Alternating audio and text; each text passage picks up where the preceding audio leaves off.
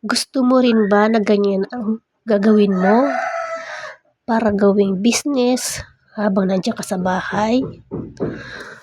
Pwede mong gawin yan, napakadali lang pong gawin. Ayan po yung all-purpose cream tsaka condense.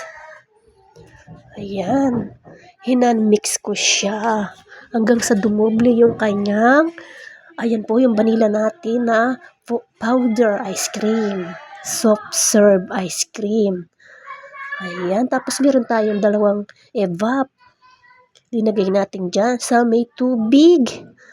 2.5 na litro na tubig. Linagay ko lahat yung pulbos na yon, yung 1 kilo powder soft serve ice cream. Ayan, tapos pinagsama-sama ko na dyan yung condense at saka yung all-purpose. Ayan, sama-sama na siya dyan.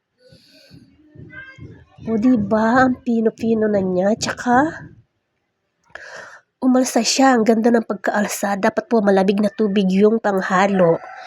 Yung tubig na iniinom natin, yung mineral water. Ayan, tapos, para mas maganda, lagyan po ng yelo yung tubig. Ayan. Ayan, nalagay na natin sa ref. Ang dami kong nagawa, mga 60 or 70 pieces. Ibebenta mo ng 15 pesos. O diba, malaki po yung tutubuin natin, malaki yung kita. Pag sariling gawa, ayan, sumobra pa, wala na akong cups, linagay ko na dyan sa isang baso na yan. Ayan, sarap-sarap. Gawin nyo na po.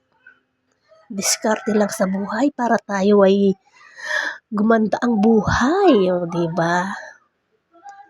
Ice cream na ice cream, vanilla ice cream, ayan. Napakasarap po. Hindi tinipid sa timpla, sa lasa, hindi tinipid. Ibigay mo lahat ng best mo para maganda at balik-balikan ka na customer mo. Ang sarap. Thank you so much and God bless po. Subscribe po.